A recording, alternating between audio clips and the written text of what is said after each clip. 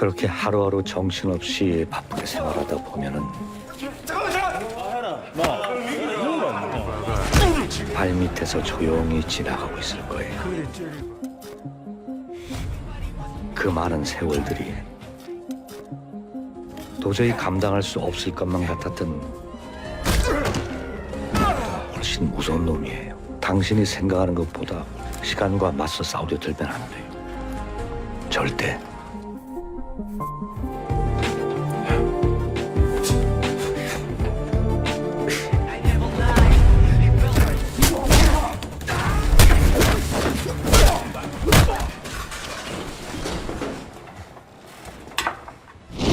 Mulai dari narik, bongkar muat barang sampai jualan kecil-kecilan, beberapa orang yang dilahirkan dari kalangan menengah ke bawah seringkali tidak memiliki kesempatan untuk bisa mendapatkan pekerjaan yang haram, di mana mereka hanya bisa melihat kesempatan di sekitar mereka. Namun ketika seorang pemuda sepolos itu, dia hanya sibuk bekerja setiap hari, berusaha keras untuk bisa memperbaiki kondisi ekonomi keluarganya tanpa pernah sedikit pun terpikir untuk melakukan tindak kriminal, tiba-tiba hidupnya harus berubah 180 derajat setelah dijebak dalam sebuah kasus pembunuhan yang tidak pernah dia lakukan. Sejak saat itu, dia bertekad untuk menuntut balas dan mencari orang-orang yang bertanggung jawab atas apa yang telah dia lalui.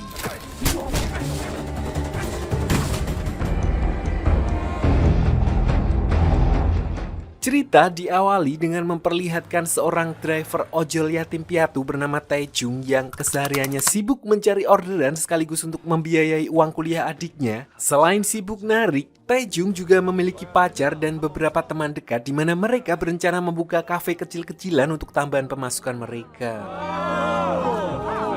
Hari-harinya berjalan normal seperti driver-driver bintang 5 pada umumnya, bahkan terlalu baik sehingga mengurusi hal-hal yang sebenarnya tidak perlu. Sampai suatu malam, dia tidak sengaja menemukan sebuah HP di semak-semak yang ditinggal oleh pemiliknya. Normalnya sebagai seorang pemuda sopan dan jujur, Taejung pun berniat untuk mengembalikan HP itu setelah bicara dengan pemiliknya lewat telepon dengan imbalan uang bensin. Namun dia tidak menyadari kalau niat baiknya itu ternyata akan menjadi malapetaka yang mengubah hidupnya.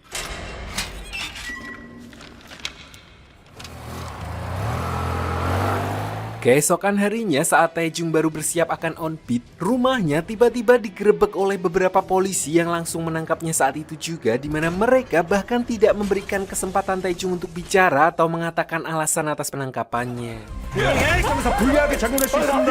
Setelah sampai di Polda, kemudian baru diketahui kalau Taejung ditangkap dengan tuduhan telah mengwik-wik dan memutilasi seorang perempuan yang padahal dia tidak mengetahui apapun tentang hal itu, di mana penangkapannya itu seketika langsung viral di berbagai sosial media.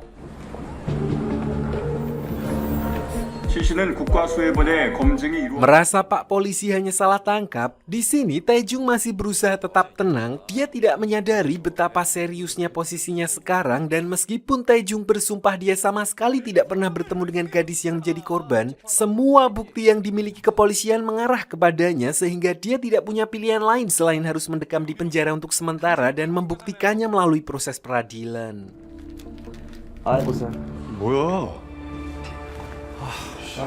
Di sisi lain, adik, pacar, dan teman-temannya di luar penjara juga tidak tinggal diam, di mana mereka langsung menyewa pengacara untuk membantu Taejung keluar dari situasi tersebut. Mereka juga bekerja keras mengumpulkan semua bukti yang ada yang bisa memperkuat alibi bahwa Taejung tidak bersalah. Pacarnya yakin kalau Taejung tidak pernah macam-macam karena sehari-hari dia sibuk mencari orderan, dan itu semua bisa dibuktikan dari histori pengantaran di HP-nya dan CCTV di setiap lokasi. 이 정도 알리바이면 충분히 다퉈볼 수 있겠는데요.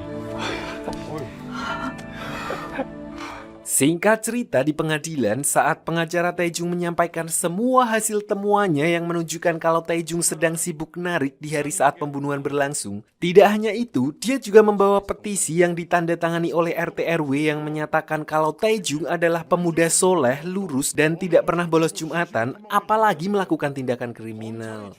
범행을 저지를 시간적 여유가 Semuanya tampak meyakinkan dan sedikit memberi harapan kalau Taejung mungkin bisa terbukti tidak bersalah. Anehnya saat jaksa penuntut menjelaskan tuduhannya, seolah sudah tahu apa yang akan dikeluarkan oleh tim Taejung, Pak Jaksa juga memiliki bukti-bukti yang memberatkan yang membuat Taejung sendiri tidak bisa menyangkalnya. 자, 첫 번째 의문점입니다. 이 피고 박태중의 Contohnya saat Taejung sedang membantu nenek-nenek membawakan koper di gang yang agak menanjak, di mana koper itu sama persis dengan koper yang digunakan untuk membuang jasad korban. Bahkan saat dia mengembalikan HP beberapa hari yang lalu, lokasi tempat Taejung mengembalikan HP adalah lokasi di mana mayat korban pertama kali ditemukan. 왜 피해자 핸드폰을 갖고 있었냐입니다. 피해자 핸드폰을 왜 갖고 있었습니까? Tentu saja sebagai pemuda polos pada umumnya, mendengar pernyataan itu, Taejung langsung dibuat syok karena dia sendiri juga tidak percaya kalau semua yang dia lakukan di hari itu bisa-bisanya membuat dirinya dituduh sebagai seorang pembunuh.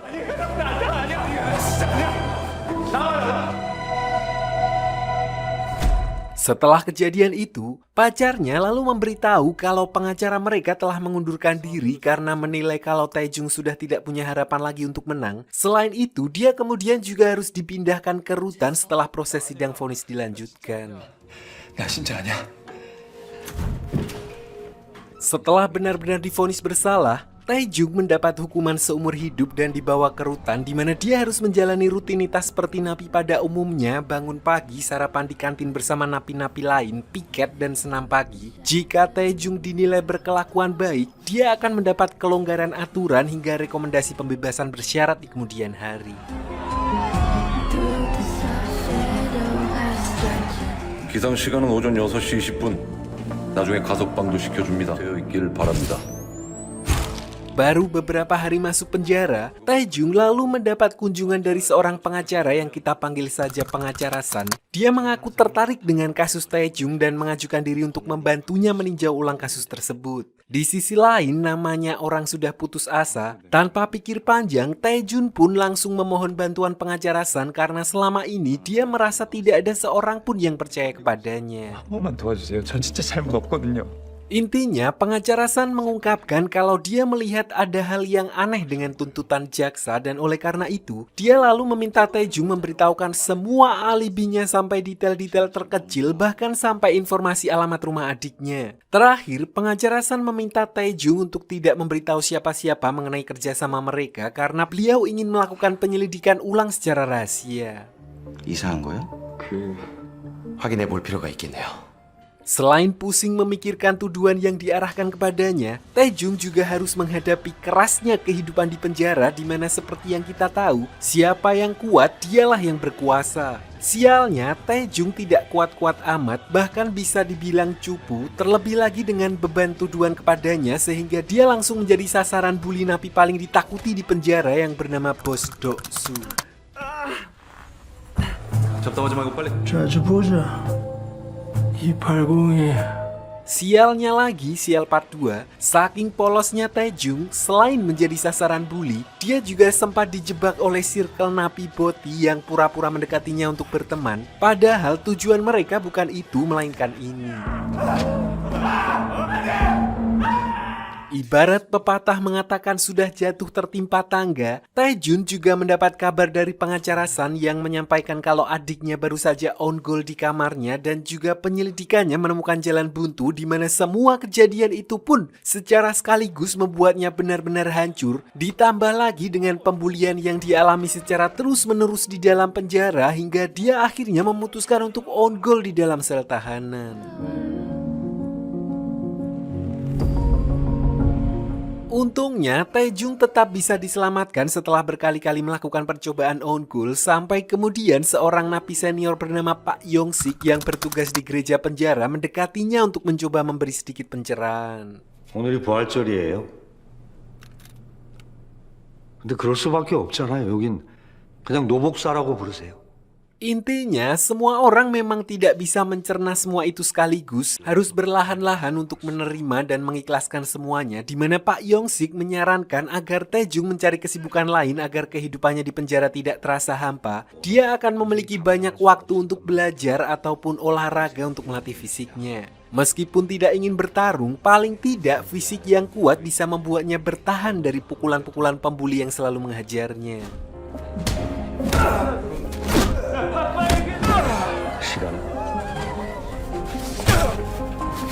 Singkat cerita, setelah 5 tahun berlalu di mana Taejung terlihat sudah mulai terbiasa dengan kehidupan penjara, sama sekali berbeda saat pertama kali dia tiba di sana. Tidak hanya itu, Taejung juga mendapat kepercayaan dari seorang sipir yang kita panggil saja Pak Iwan untuk berkebun dan merawat tanamannya sendiri. 검은 반점 같게 생기네. Hari itu, Pak Yongsik yang sudah bertahun-tahun menjalani hukumannya di penjara lalu mengabarkan kalau dia akan segera dibebaskan, di mana dia meminta Taejung untuk menggantikannya sebagai petugas gereja dan berpesan kepadanya untuk tetap hidup dan terus berbuat baik. 네가 살아 있어주면 좋겠다 싶어서. Keesokan harinya saat Taejung baru bertugas sebagai pengurus gereja, dia kedatangan seorang napi yang baru saja dipindahkan ke penjara itu. Sama seperti dirinya 5 tahun yang lalu, napi itu juga tampak linglung dan menjadi sasaran bully di hari-hari pertama kedatangannya. Napi itu lalu curhat kepada Taejung yang intinya mengatakan kalau dia sebenarnya tidak bersalah dan telah dijebak atas kejahatan yang tidak dia lakukan. Bahkan cara-caranya juga sama persis seperti yang dialami oleh Taejung dengan modus mengembalikan ponsel, dan yang lebih mengejutkan lagi, pengacara San juga mendatangi napi itu sambil menawarkan bantuan sampai akhirnya hari ini dia baru saja mendapat kabar kalau ibunya juga telah ditemukan meninggal dunia karena on call tepat setelah dia menerima tawaran bantuan dari pengacara San. Setelah mendengar pengakuan tersebut, Taejung pun kembali frustasi dan berusaha memeriksa kembali berkas-berkas penyelidikannya yang dia simpan. Dan di tengah kepanikannya itu, tiba-tiba alarm penjara berbunyi di mana napi yang barusan curhat kepadanya tiba-tiba ditemukan tewas di dalam selnya.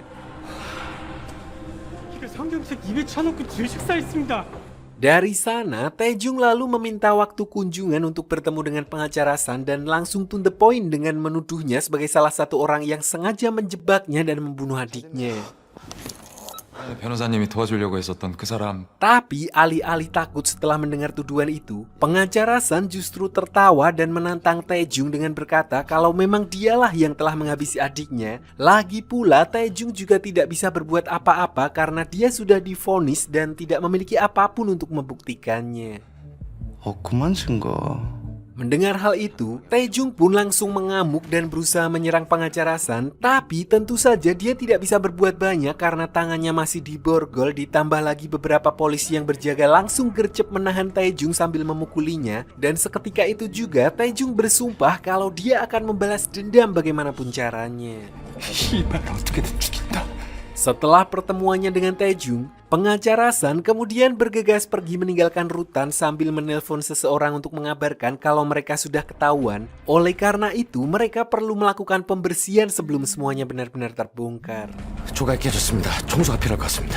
Sementara itu, Taejung sendiri yang selama ini sudah menerima nasibnya dan berusaha hidup tenang di penjara, akhirnya dia berubah pikiran di mana dia memutuskan untuk mundur sebagai petugas gereja dan berkata kalau mulai hari ini dia bukan lagi Taejung yang dulu.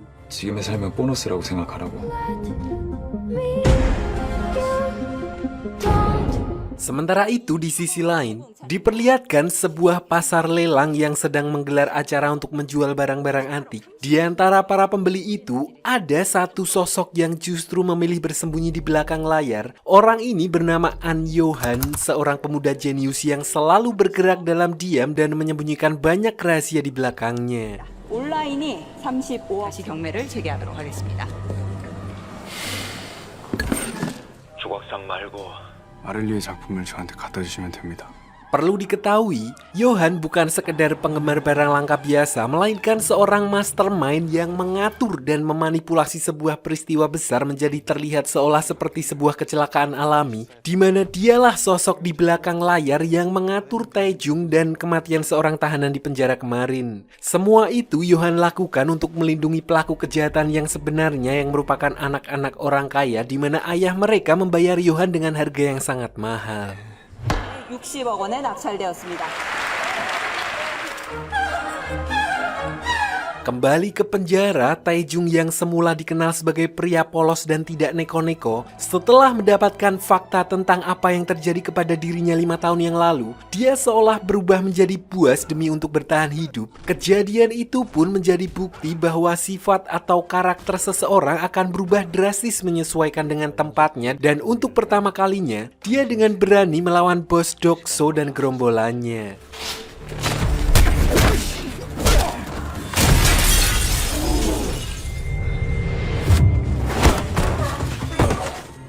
앞으로 나 건들지 마라. Akibat insiden barusan, semua tahanan mulai meragukan keberingasan bos Dokso karena selama ini tidak ada satupun yang berani melawannya tanpa mereka sadari. Obrolan tersebut didengar langsung oleh bos Dokso yang tentu saja tidak terima, di mana dia kemudian melampiaskan kemarahannya dan menunjukkan betapa mengerikannya seorang pemegang kekuasaan di dalam penjara tersebut.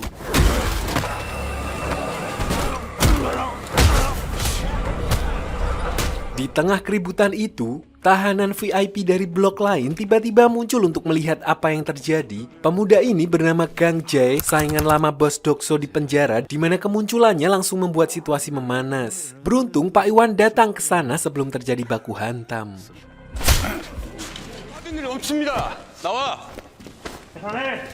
소장 호출이다.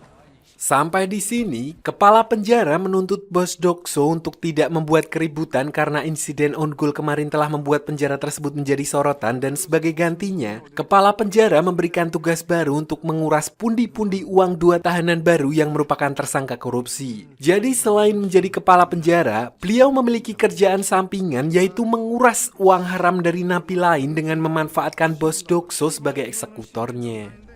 잘 빨아봐. Sementara itu, Taejung yang mendapat kunjungan dari Pak Yongsik setelah sebelumnya beliau diberitahu oleh rekannya tentang kondisi Taejung yang tiba-tiba berubah. Dari pertemuan itu, akhirnya diketahui kalau Taejung berniat kabur dari penjara, di mana dia mulai mempelajari sekaligus mencari celah dan kelemahan di dalam penjara dengan mengamati, menganalisa, dan mencatat setiap aktivitas para sipir. 늦어도 30분에 출발해야 된다. 연애 마감 시간 4시. 4시까지 나가야 된다. 전 여기서 나갈 겁니다.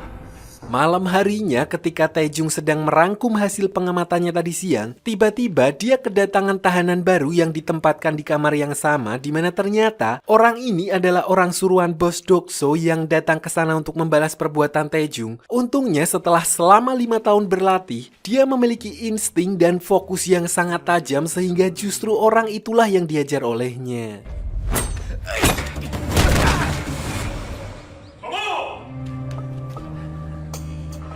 먼저 해결해야 할 장애물이 하나 있다. Menyadari kalau bos Dokso akan menjadi penghalang dalam rencananya untuk melarikan diri, Taejung pun memutuskan untuk membereskan masalah tersebut terlebih dahulu, di mana dia sengaja memancing emosi bos Dokso dengan mengungkit masalah adiknya. Bahkan dia membiarkan dirinya dipukuli tanpa memberikan perlawanan. Dan tepat sesuai rencananya, begitu emosi bos Dokso meledak, saat itulah Pak Iwan bersama para sipir penjara muncul untuk menangkap dan membawa bos Dokso ke sel isolasi.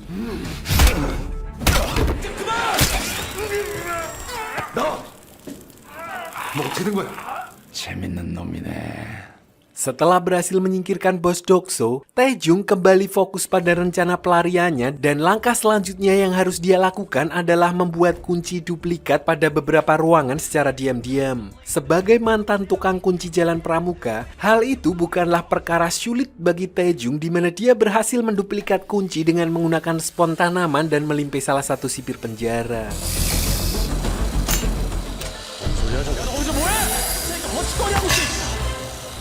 그러면 이제 이상한 소리 안 나는 거지? 고생했어. Di sini dalam perjalanannya kembali ke sel, Taejung sempat dicegat oleh Gang Jae dan antek-anteknya yang tertarik kepada Taejung setelah apa yang dia lakukan di kantin dengan bos Dokso, di mana dia menawarkan kerjasama agar Taejung menjadi bagian dari kubunya dengan iming-iming perlindungan penuh. 아이 씨발로니 족. 이거 뭐냐? 아 개새끼. Pada waktu yang bersamaan, seorang petugas dari Menteri Kesehatan datang ke penjara untuk memberikan vaksin anti melarat kepada para tahanan. Belum diketahui siapa sosok ini, tapi terlihat jelas kalau dia memiliki maksud tersembunyi untuk mengincar Taejung.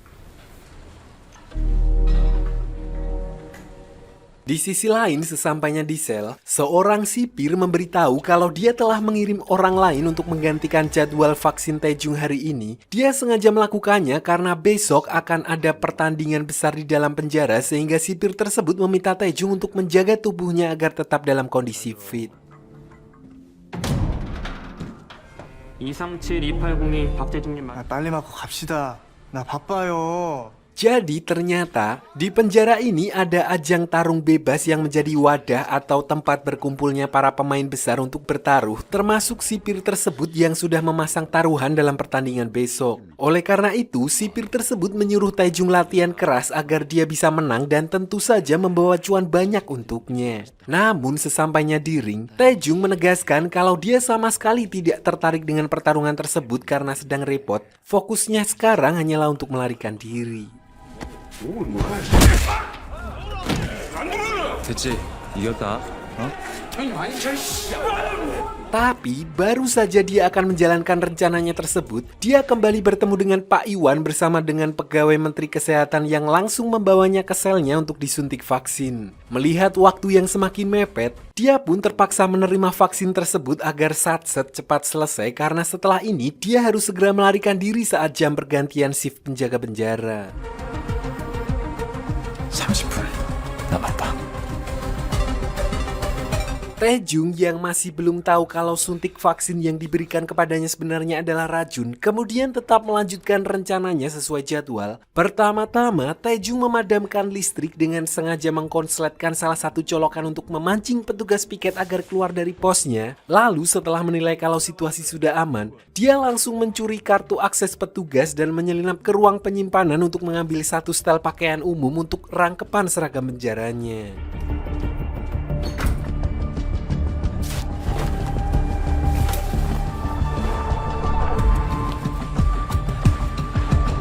Setelah semua persiapan sudah beres, langkah terakhir tinggal kabur lewat ventilasi udara di mana seharusnya semua berjalan lancar jika saja sebelumnya Taejung tidak disuntik vaksin. Sialnya karena hal itu, kepalanya sudah mulai terasa agak ngiung-ngiung ketika dia mulai merayap sampai akhirnya Taejung harus tumbang tepat setelah dia berhasil melewati pintu masuk kantor penjara.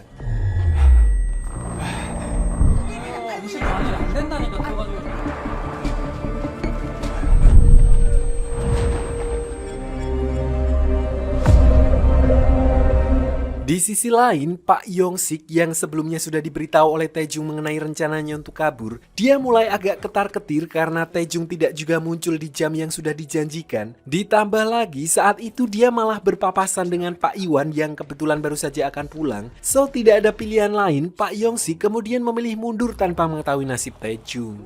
접수 시간이 지나가지고 그럼 들어가 보겠습니다.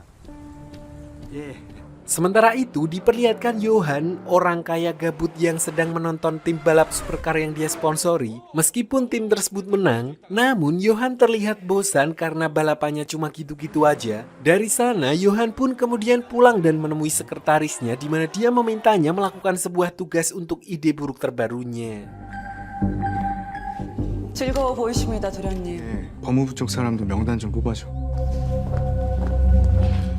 Kembali ke penjara setelah tumbang dan gagal kabur dari penjara, Taejung ternyata masih bisa diselamatkan dengan pertolongan pertama karena yang disuntikan ke dalam tubuhnya ternyata adalah kandungan racun tikus yang cukup mudah ditemukan penawarnya. Masalahnya, tidak ada yang tahu kalau obat itu berasal dari suntikan vaksin dan orang-orang mengira kalau Taejung sendiri yang sengaja memakan racun tikus dalam jumlah besar. 제가 사복 차림으로 외정문까지 나갔다고.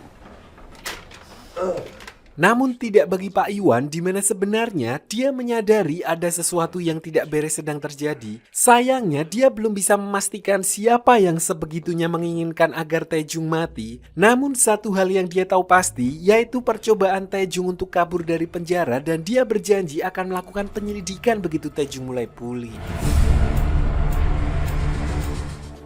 당당하게 정문으로 Di saat yang bersamaan, diperlihatkan Pak Kepala Penjara yang tiba-tiba didatangi oleh Komisaris Jenderal dalam sebuah kunjungan mendadak. Namun, kedatangannya itu bukan untuk sidak penjara, melainkan memperkenalkan Johan kepada Pak Kepala Penjara. Terlihat di sini kalau Johan bukanlah orang kaya biasa karena bahkan Pak Komisaris sendiri pun tunduk kepadanya. 뭘 지시하든 무조건 수용해.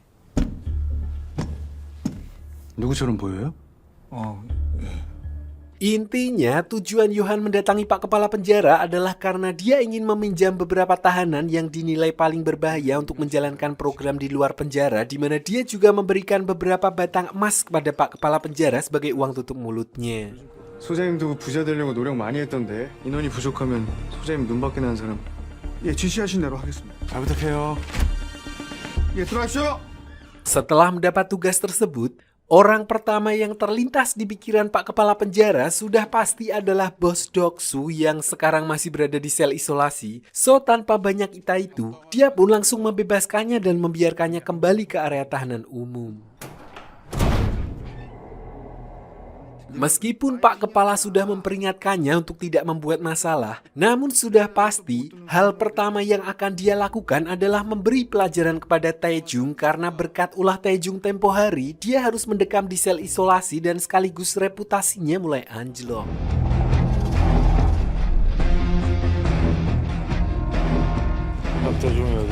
Sialnya, Taejung masih berada di rumah sakit penjara untuk memulihkan kondisinya yang mana tingkat penjagaan sipir yang bertugas di sana tidak seketat di area sel tahanan. So, begitu menyadari kalau ada yang tidak beres, Taejung langsung bersiap meskipun kepalanya masih agak liut. Dan pertarungan solo squad antara Taejung melawan kelompok Bos Doksu pun akhirnya terjadi di mana meskipun sedang dalam kondisi kurang fit, Taejung masih mampu menahan begitu banyak orang dan menumbangkan mereka satu persatu. Meskipun saat itu Taejung sendiri juga harus menerima beberapa kali tusukan, namun dia tetap bisa berdiri hingga akhirnya hanya tersisa dia dan Bos Doksu seorang.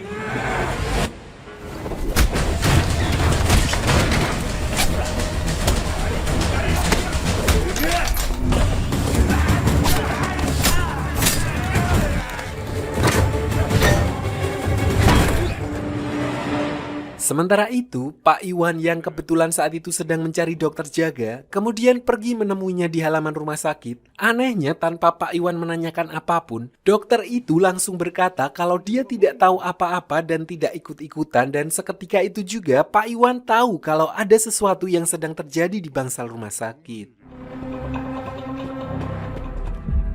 사복 차림이신데. Benar saja ketika Pak Iwan berniat mengecek ruangan Taejung, dia dihadang oleh beberapa napi yang melarangnya untuk masuk sehingga dia terpaksa membunyikan alarm darurat untuk mendatangkan personil sipir yang masih bertugas. 무슨 일이십니까? 퇴근 안 하셨어요?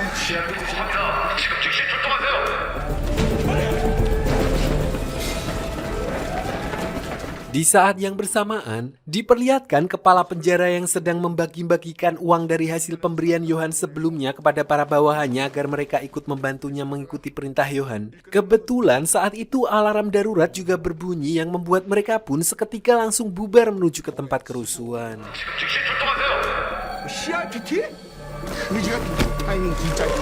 Kembali ke ruangan rumah sakit, diperlihatkan Taejung yang sudah bersiap untuk menghadapi Bos Doksu dengan kondisinya yang sudah berlumuran darah. Meskipun sudah seperti itu, Bos Doksu bahkan tidak berani untuk bertarung secara fair dengannya dan melancarkan serangan mendadak dengan menggunakan sebuah pisau.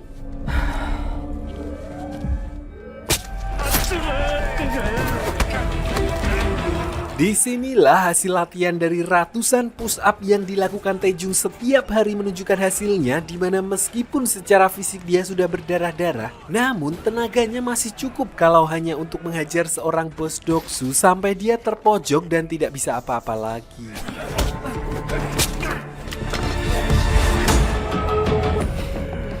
Sampai di titik ini pun, Taejung masih memberikan kesempatan kepada Bos Doksu untuk menghentikan semuanya. Namun karena tidak ingin harga dirinya kembali terinjak, dia lebih memilih mati ketimbang harus kalah lagi di tangan Taejung.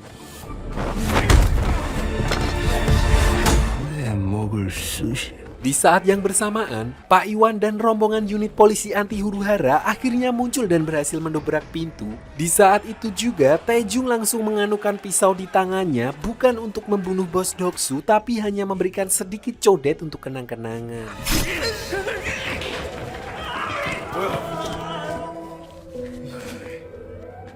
Setelah kejadian itu, semua orang yang terlibat dimasukkan ke dalam sel isolasi termasuk Taejung yang sebenarnya hanya membela diri. Namun saat dia mengira kalau hukumannya cuma sampai di situ, begitu malam tiba, satu persatu dari mereka diculik dan dimasukkan ke dalam sebuah truk untuk dibawa ke tempat lain. 진짜 조심해야 돼.